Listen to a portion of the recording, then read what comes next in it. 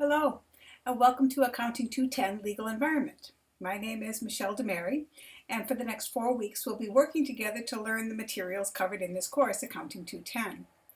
This video is intended to be kind of a first day of class video. I'll go over the syllabus and show you the Blackboard site and give you a little bit of familiarity with the class so that we can all start out on the same page. Okay?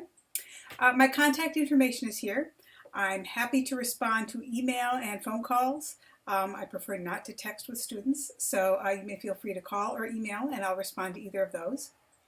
I like talking with students and I enjoy the engagement. I'm happy to do so. And I say that because you need to know that just because I don't have scheduled office hours, it does not mean I don't want to talk to you.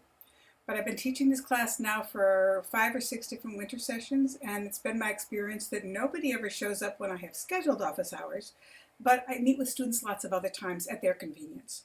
So rather than sitting at my computer and waiting for students to show up, I think it makes more sense to simply say, please contact me if you want to meet, and I'm happy to do so, to have asynchronous conversations by email, to have a special Zoom session, to have a phone call, any one of those that would be helpful to you. So please don't hesitate to contact me if you need anything throughout the next 4 weeks, okay? I will predominantly communicate with students via email, so it's important that you check your email regularly. Because this class goes so fast, I will try very hard to respond to any email requests from you within 12 hours, unless it's something that is urgent. And I would ask that you try to do the same. I'll say this several times throughout this video, but the 4 weeks of this class goes really fast. And so we don't want to fall behind on something as simple as getting a response to a question. See, here I say it again. We'll cover 14 weeks of material in 4 weeks, which goes really fast. So it's really important that you feel comfortable from the start, which is part of why I make the class live a little earlier, so you can become familiar with the Blackboard site, with the text, with MindCourse. MindTap, which is the online version of materials that we'll use for this class that I'll talk about in a moment. Especially in the first couple of days, please see that you can get logged on. Use the material. If you have any trouble with technology, if it is trouble with Blackboard or with accessing Zoom, which we will use, you should contact Susquehanna's IT department directly, and the information is here. If it's trouble accessing MindTap, which is the application we will use that accompanies the textbook, then there's a phone number there. You can call them directly. There's also information about this on the Blackboard site, and they will be happy to walk you through. If you have tech problems, you can always contact me, but I'm just going to do exactly what this says here. I'm going to either contact Susquehanna's IT department or I'm going to contact Cengage, so it probably makes a whole lot more sense for you to go to them directly. You may copy me on any email so you can let me know you're having trouble, but they'll be able to respond to you much more quickly if you find you're having any challenges. The MindTap application is pretty easy to use. Once you log on for the first time, it is an almost seamless use of the application. I'll show you that in a moment. And I'm not nearly as tech savvy as most of you are, and I've learned to manipulate it pretty well over the last few years. So I think you'll have no difficulty. It is important that you remember that when you're using MindTap through Blackboard, you need to enable pop-ups. Otherwise, a lot of the materials will not work. Which means you probably shouldn't use, for instance, a library site or a library computer, because oftentimes you can't enable pop-ups on those. So you want to be careful about that, okay? This is information that I already emailed you, but our textbook is The Essentials of the Legal Environment. It's a 2016 version, which means there are a few things that have changed according in the law, and I will point those out to you. But by and large, much of the material that existed in 2016 is the same today. The definition of what makes for a tort was the same today as it was in 2016. So the few places where I've noted there are some changes, I'll point those out to you. But I found it to be a good book that covers lots of material in a way that I think is very accessible to students. So it's also the version, I believe, that is used by the legal environment classes that run during the semester. So there'll be some overlap there in the material you learn, as well as what is learned by students who take the course during the semester. Almost everything you will need for this class is found on Blackboard. So be sure you can access your Blackboard site. The only thing that won't be is that we will have a synchronous Zoom session once a week, and that will come to you via a Zoom invite that I will send to your inbox. Okay? So the course is intended to cover business law writ large. And by that I mean there's a lot of material that could be covered. I kind of get to pick and choose what I like because that's the beauty of being a professor. It is only a broad overview, and it should be applicable regardless of what role you think government should play in the business world. Some people think government should be doing more. Some people think government should stay out. But regardless of your personal view on those questions, the question how things operate today is probably important to understand. And that's what we're going to talk about in this class. The learning objectives, especially the ones here, are effectively what I hope you will understand by the end of the semester. By the end of our 4 weeks together. What is the structure of the U.S. government? What types of law and institutions are applied? And how are conflicts managed in the U.S.? We'll spend some time on the value of ethical decision making in business, and I'll talk about that more in a moment. The importance of regulatory agencies, and then there are 6 key concepts that we'll talk about: torts, criminal law, intellectual property, contracts, and employment law from a couple of different perspectives. There are more chapters than this in the text. There are actually 20 chapters, and I've chosen material partially because they're the ones I find most intriguing, but also because some of the other chapters cover material that you can access through other courses at Susquehanna. So for instance, you can take an environmental law course at Susquehanna. You can take an international law course at Susquehanna. So rather than covering those things which you can get in a full course, I've chosen a variety of other options.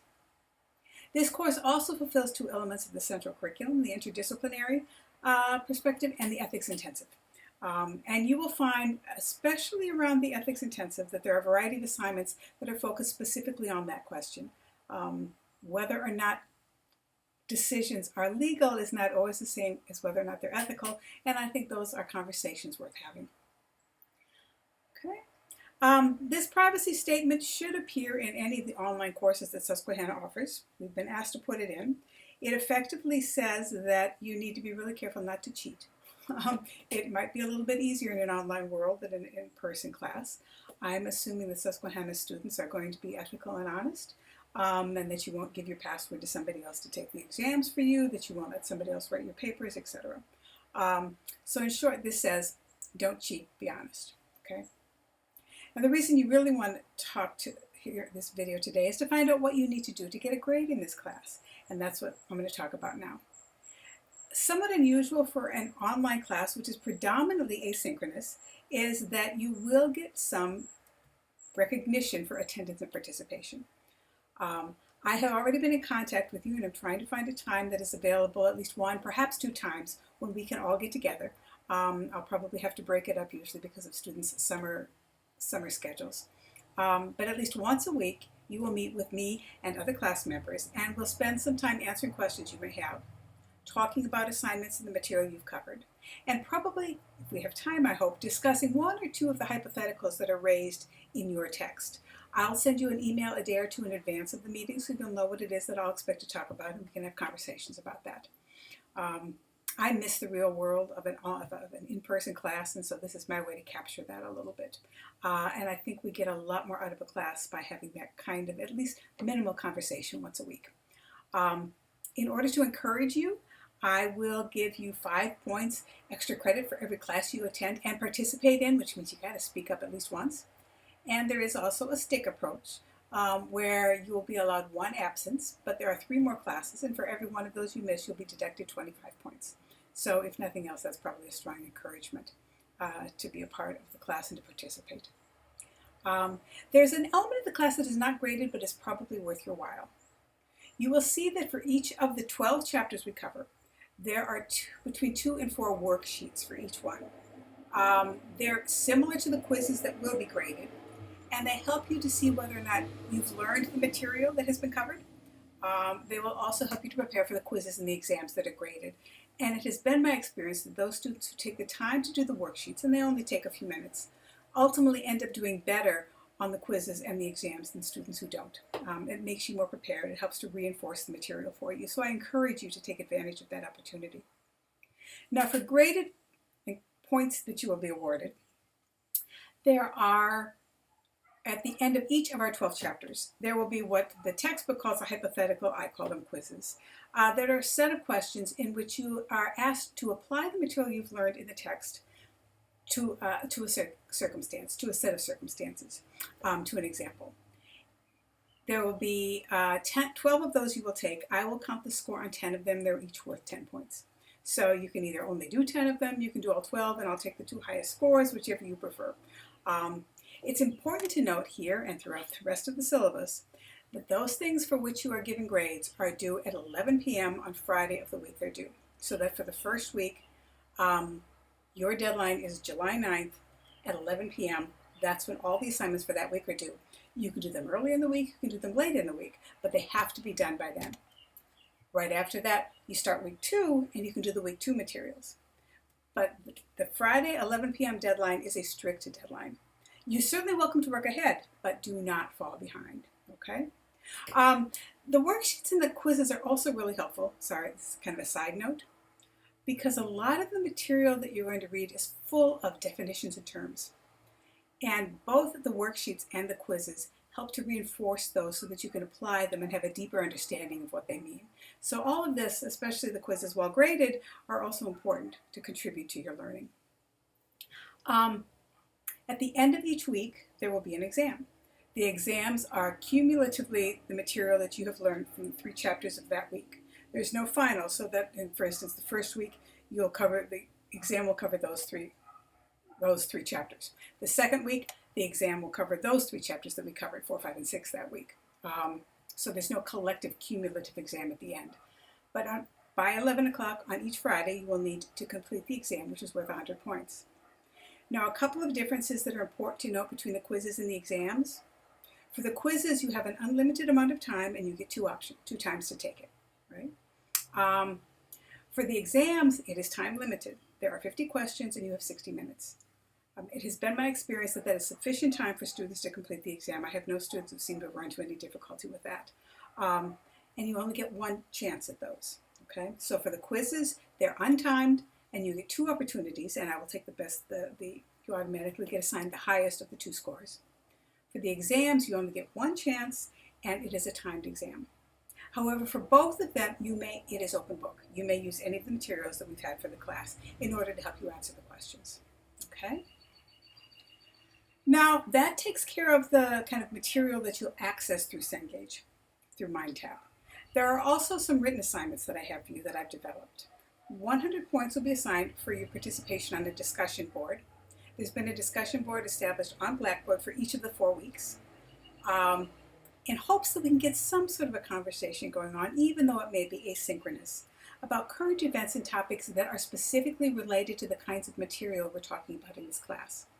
I have already posted 1 article for week 1 to give you a sense of what it is I'm thinking about, what I'm looking for. And there's a grading rubric that is associated with this that you can find on Blackboard, where I will expect you to post an article and discuss it and comment upon other people's postings. There's a lot happening in the real world, and it's really important to try and remember that what we're learning in this class really has real world applications, and I think you'll find that easily if you pay attention to any kind of a news source. Again, Friday at 11 p.m. is when I will stop counting points toward the discussion board on week 1, and the next day the discussion board for week 2 opens up, and you can begin posting on that one for that week's points, okay? Another 200 points will be allocated for video reaction papers, and these are papers that you will write in reaction to short, 3-minute videos, 3 to 5-minute videos that are accessible on the MindTap site that deal specifically with the chapters that we're covering. They're made by the publishing company. They're a little cheesy, but I think they actually raise some interesting questions, and most of them deal with some sort of an ethical quandary. They'll ask you to think about how the law applies, but also think about, more broadly, what do you think would be the right thing to do if you were the employer or the employee in that situation. And I will ask you to write a 1 to 2 page paper in response to that is clear, well written, all of those good things for a paper, but particularly that applies the material that you've learned in the text. So making reference back to the text will give you more points. Things that you've learned in the chapters we have read that you are applying as you react to the video and to the question that I've raised. This assignment, like all the others, has a much more complete description on Blackboard that I'll point out to you in a moment, okay? Another thing to note here that for all of these papers, for your video reaction paper, your applied business law assignment that we'll discuss in a moment, and your alumni interview, I would like them all done as Word documents, not pages, not PDFs, but Word documents, and attached as an attachment on the assignment link, okay? That makes it much easier for me to grade and give you feedback. And if there's anything that you probably learned so far, it's that you always want to keep your grader happy, right? So if you would do that, I would appreciate it. A second set of written assignments that you'll do, one each week, is an applied business law question. For the first week, I simply want you to write me a one-page paper that describes a business you would like to hypothetically own or manage. Describe to me what the business is, what it looks like, what it does, because for the next 3 weeks then, you will think as if you were managing or owning that business and how you would apply one of the concepts that we studied during that week. So that, for instance, the week we talk about contracts, you might want to think about your business and what kind of contractual relations your business will want to engage in.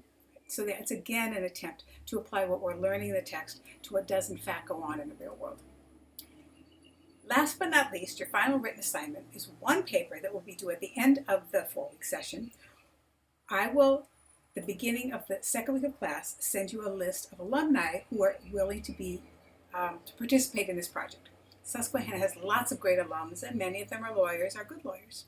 And they're often willing to share their time and talent by talking to present Susquehanna students. And a really good way of understanding how the law works in the real world is, in fact, to be able to talk to those people who practice law. So you will be expected to choose 2 of those alums.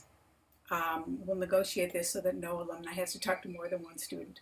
And interview them sometime probably in the 3rd week or early in the 4th week. About their jobs, about what they do, if there are any ways in which the material, the things that they do in their work connect to the material we talked about in class. And then you'll be expected to write a 3 to 4 page paper that gives me a summary of your interview, along with a list of the questions that you have developed to ask them. Excuse me. Again, that's due the last Friday of class, 11 o'clock p.m. on July 30th. And then here's the point scale for the assignments. It's the same as a 100-point scale. It's just that I don't like working in decimal, so it's on a 1,000-point scale. Now below are the list each week of what needs to be done. Okay, and let me go to week 3 because I think I can kind of fit that all on one page and it makes it clear for you. Here we go. Yep. It's got the dates at the top. It gives you a reminder again of when assignments are due.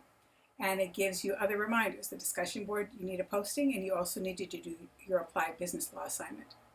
Now the rest of these you'll find in a module on Blackboard, and I'll show you that in a moment. And more or less you'll want to do these things in order, right? You'll read chapter 7. I have done a video for each of our 4 weeks that takes one of the concepts that the text discusses and develops it in a little bit more detail. They're about 20 minutes each.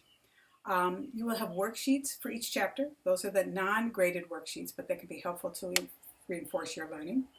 There will be a video exercise like this. Sometimes there's more than one, but you only need to write a paper on one of them, where you will watch the video and answer the question. And then you'll have the graded quiz or the hypothetical. Chapter 8, worksheets, quiz. Chapter 12, worksheets, quiz, and the test. Right? Pretty straightforward. If it were me, I'm kind of old school, but I would print out the syllabus and I would keep it handy and just be able to check things off as they go along. You will find now I'm going to switch to the Blackboard site, which should look like this. This is the student version. And you will see there are different modules. There's a welcome one that I'll show you in a moment, and then there's one for each of the 4 weeks that follow almost exactly the same format. So in the welcome module, what you'll have is the syllabus, a little brief intro to me, some quick tips that are probably pretty important to read for getting started from making the most out of this class, this video posted there, information on technology, and a description of all 4 of the assignments so that you'll get much more detail and some discussion of how grades are allocated for each of those 4 assignments. Okay? Then each week has the material that we've just discussed. The discussion board where you can post, the video that I made on the primer on U.S. government, as well as the PowerPoint that accompanies that if you're interested. And then a link to chapter 1, a link to a case that is discussed in chapter 1 for those who might be interested, a link to each of the worksheets, a link to chapter 2, a link to each of the worksheets, chapter 3, each of the worksheets, the video, and your place to post your applied business law assignments, and the test for chapters 1 to 3. These will probably not appear. I'll have to clean these up. I think when I transferred something over from MindTap, it gave you the same material twice. Better than not giving you two at all, right? So if we click on where we have the links, you will see that it opens up. Here we go, Mind tab. The first time you do this, you'll need to input the code that you were given when you purchased access to the textbook. Once you've done that once, then every other time you will be able to move immediately from the Blackboard site into the text. And you see here's the chapter of the text. If you X out of this, you will see it looks like here's each of the units we're going to cover. Chapter 1, for instance, you can read it. The worksheets are here. The brief hypothetical is here with your quiz. Again, Chapter 2, worksheets. The brief hypothetical, Chapter 3. Here's the video exercise with the question that accompanies it. Your worksheets, brief hypothetical, and your test for chapters 1 to 3. Okay? So that's a quick overview for what we're going to be doing for the next 4 weeks. I encourage you to be in touch with me if you have questions on any of this. I know it feels like a lot of material right now, but you'll be surprised that by the middle of the first week, this will seem much more routine, and I think it'll come pretty comfortably for you. So I look forward to working with you over the next 4 weeks. Have a good 4th of July weekend, and I'll see you soon. Take care.